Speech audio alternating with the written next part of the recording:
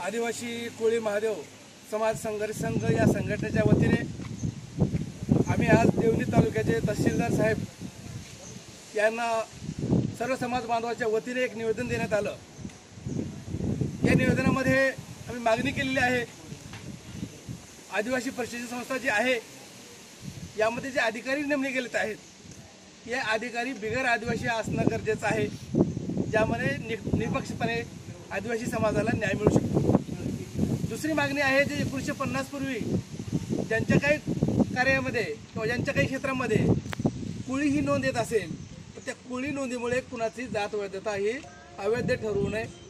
आणि त्याचबरोबर जे आमच्यामध्ये अनेक समाज बांधव कोळी महादेव समाजाचे शिकून पदवी घेऊन बसलेत, पण त्यांची जात वैधता नसल्यामुळे त्यांच्या पदव्या त्यांना दिल्या जात नाहीत, त्या पदव्या त्वरित त्यांना दिल्या जाव्यात अशी आम्ही मागणी केली आहे।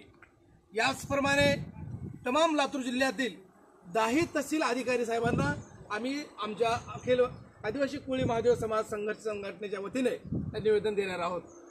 तरी मी यापुढील सर्व तालुक्यातील समाज बांधवांना विनंती करू इच्छितो की आपापल्या तालुक्यामध्ये कोळी महादेव समाजाच्या वतीने जो आम्ही निवेदन देणार आहोत त्या निवेदनामध्ये आपला सहभाग नोंदवणे गरजेचं आहे।